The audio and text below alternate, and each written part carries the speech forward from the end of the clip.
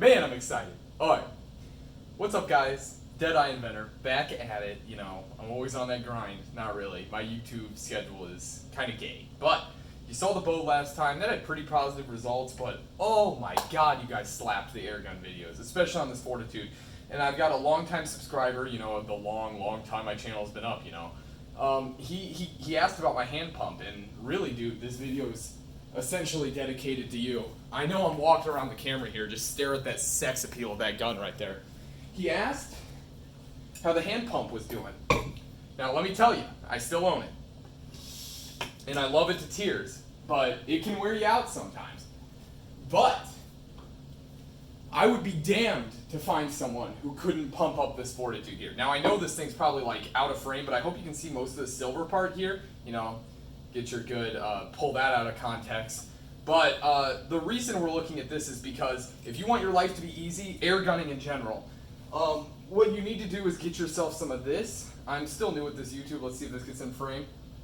FVP, silicone, it doesn't matter what it is. Silicone lubricant in a spray thing.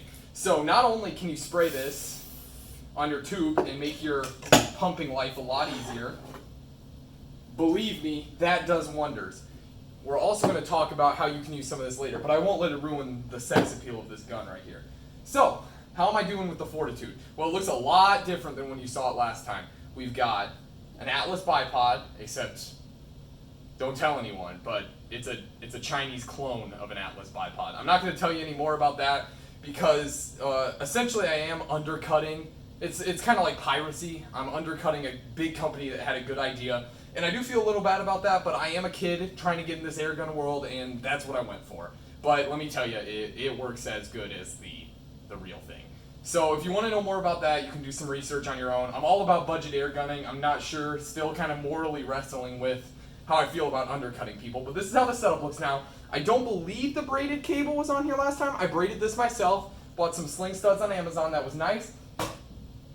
This is the best thing I've ever bought right here. This bag for my gun gives you a nice soft cheek piece, because this isn't like the Marauder. It doesn't have an adjustable cheek piece, which is kind of sad. I still do wish this had a Marauder stock and not a Benjamin Fortitude stock.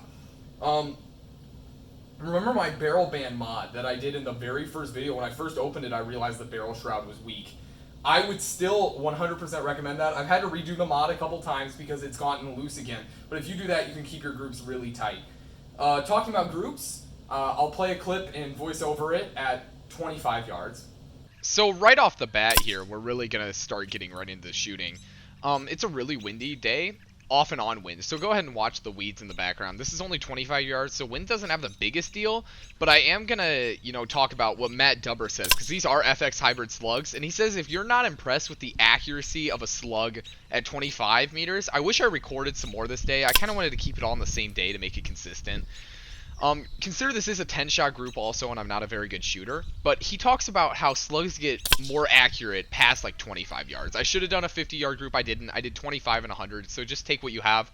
I know you're only seeing the target here and you're not seeing the shooter, and people do this weird thing on YouTube where they like try to absolutely prove that like this is my group and I shot it from this far. If you don't believe me, like, you can watch something else. I'm sorry, I don't have the video equipment right now to prove that I'm 25 yards away and like everything like that. So you have to just believe me that it's 25 and 100 yards.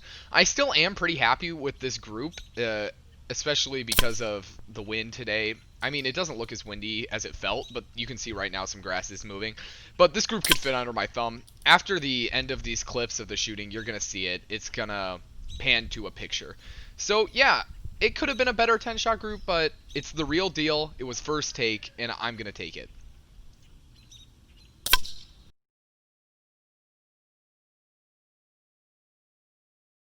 And now, here's the real kahuna here. We're talking 100 yards with a Fortitude. I do this on camera. I like caress things. I don't know, you saw it with the pump earlier. That was more ironic, but I just do it. If you don't like it, I'm sorry. But I've also got, we'll see at 100 yards, all this bag is my rangefinder when I take it out to farms and stuff. It's nice to have it attached here. But I think that's all that's changed. Oh, Blackhound Optic. We're going to talk a lot more about this. I'm saving up for a new air gun.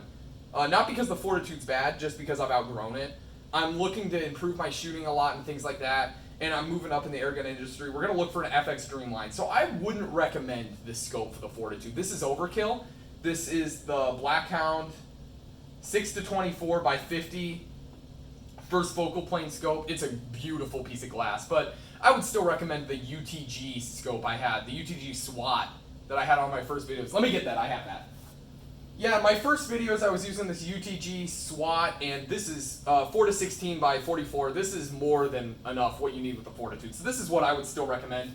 The only reason it's not on there is because I am buying a new airgun soon, so I'm slowly working up pieces like the Atlas bipod and this that are going to go on my Dreamline, my FX Dreamline when I get it. But right now we're talking about the Fortitude. So you saw the 25-yard groups, you saw the 100-yard groups, and we're going to talk more right now about those groups. Okay, so looking at this is where the 100-yard groups really start going. I know I said before we already saw the 100-yard groups. Whoops. I mean, kill me. But basically what I want to talk about, and we're going to take snapshots of things, and I'm going to zoom in. But basically I'm trying to say, like, this is not a good 100-shot group, 100-yard group at all. But I'm keeping it in the video mostly because it was real, and it was first try, and this is 10 shots with my Fortitude. I've, honest to God, gotten sub-MOA groups, 1-inch groups, you know, things like that. But I am going to pull snapshots, not 10-shot. I've done it with like 5. So I'm going to pull a snapshot coming up here of 5. They were consecutive shots, too, that you could take that would be under an inch. So really, I just need to work on my shooting because I honestly think, especially with these FX slugs, that this gun is more than capable. And I've taken birds at 100 yards. I've taken birds at 120 yards. I think my farthest shot with this gun was 130 yards, and that bird still dropped like a stone. So I know people talk about the Fortitude being underpowered. I promise you it's not. This is about a 2-inch group. There was the flyer there. If you exclude that one flyer, this is about a 2-inch group. And I'm still pretty happy with that out of a $300 airgun. And I am just going to pull snapshots of where we can have 5 consecutive shots. But besides that, yeah, I'm very happy with this, and I hope it gives you some insight to what the Fortitude is capable of.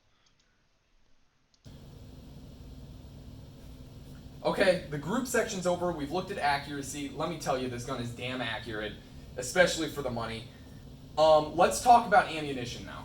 Now, if you love your wallet, you're not going to love me, but in the first videos I was talking about the Crossman Premier hollow points, and I still use those. They're beautiful rounds up to like 50 yards, but if you want to push past that, which I frequently do on pest control jobs, I would use FX Hybrid Slugs. Much more accurate, much more reliable, and a lot better quality control as well. They're much more expensive, so if you really are trying to go for the budget look of the Fortitude, I would go shy away from it, but it shoots them like a dream. Both those groups with hybrid slugs, and I just love them. Now, one thing I do definitely recommend is when you get this thing of hybrid slugs, brush off the dust. This one's empty, of course. And then take the silicone lube I talked about earlier and spray it over the top. I don't know why I made the effect, I'm sorry.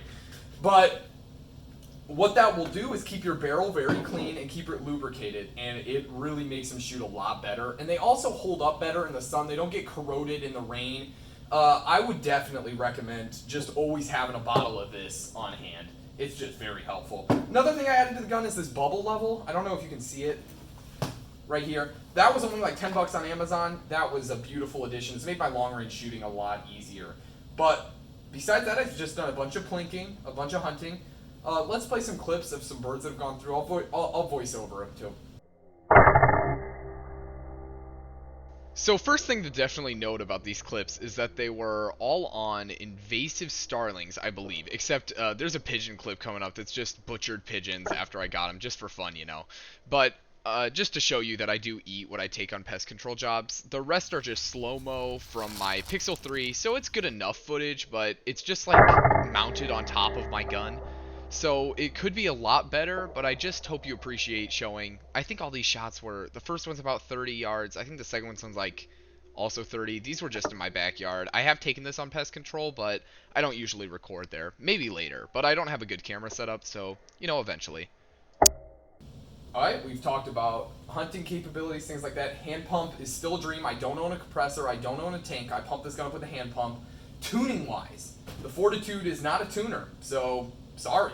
But the only thing you can adjust is the hammer spring out of the box, and if you hate your warranty like I do, you will also be adjusting your trigger. If you don't know how to do this, just look. Airgun Depot's Facebook page, I believe, is where I finally found it. It was on YouTube. It got taken down for some reason. I don't know if they got in trouble with Crossman or what, but that would make sense to me considering they were telling people to void their warranties, basically, because this trigger is really bad out of box. But with the adjustments, you'll have a fine trigger. I mean, I would give the trigger still like a 6 out of 10, even where it stands right now, but the gun is a budget gun, and you just have to accept some things. Hammer spring, on the other hand, I've been very happy with, actually. The amount of adjustment you can really get is almost 100 FPS of adjustment, which is a lot of room to work with.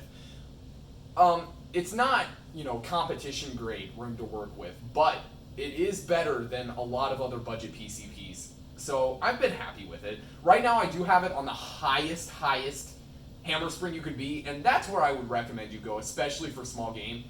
It doesn't get near as many shots per fill, but they do seem a lot more consistent, truly. I feel like this is where the gun was built to be, and then they tune it down from the factory so they can advertise a higher shot count.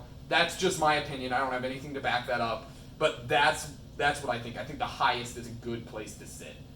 Besides that, I think that's a good, full Fortitude update. I still love this gun. I'm going to try to keep this gun for my entire life, honest to God. I love it that much. I'm going to get my dream line, and I'm going to move away from this gun eventually. But this thing will always hold a really soft spot in my heart. My first PCP, just a beautiful piece of kit right here.